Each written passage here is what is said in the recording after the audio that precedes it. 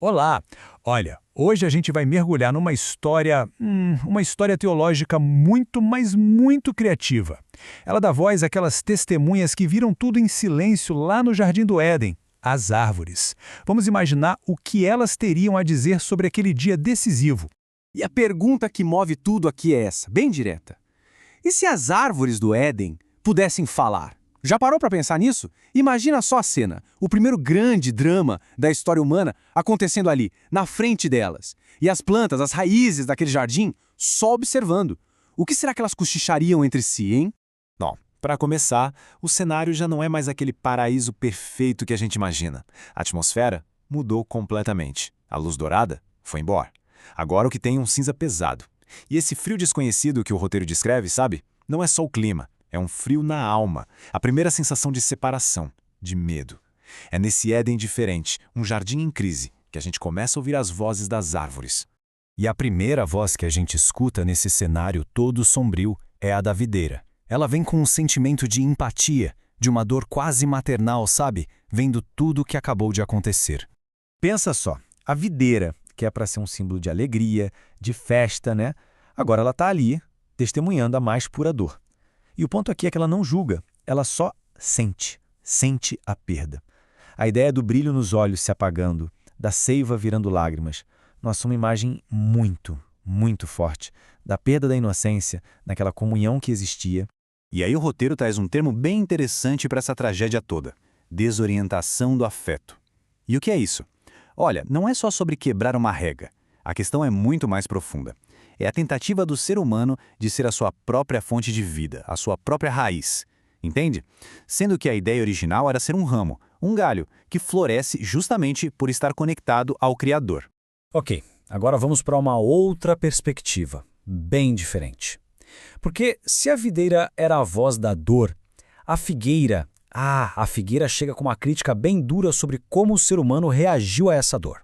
A voz da figueira é séria, quase indignada mesmo.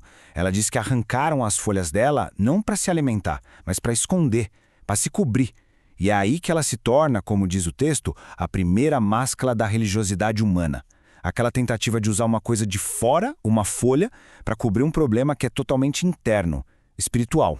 Isso leva a gente para outro conceito-chave aqui, a teologia da aparência. Sabe, é aquela ideia de que a gente consegue resolver nossa vergonha, nosso problema espiritual, com umas soluções que não duram nada. A figueira sabe muito bem que as folhas dela vão secar. E aí, quando secarem, a nudez, a vergonha, tudo vai continuar lá. É uma crítica fortíssima a qualquer tentativa de só se cobrir, em vez de se curar de verdade.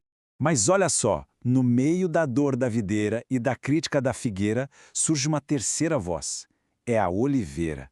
E com ela, gente, o tom da história muda da água para o vinho. A gente entra finalmente no território da esperança. A oliveira, ela não finge que a queda não aconteceu. Longe disso.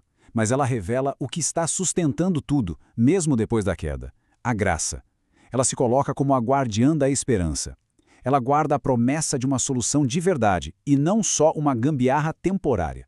A voz dela traz uma paz, uma certeza, que é o oposto daquele cenário de crise que a gente viu no começo.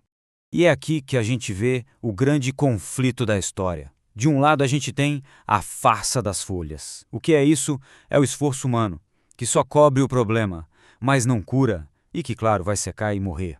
Do outro lado, a promessa do óleo, que é a graça divina, que não só cobre, ela unge, ela restaura, e é eterna.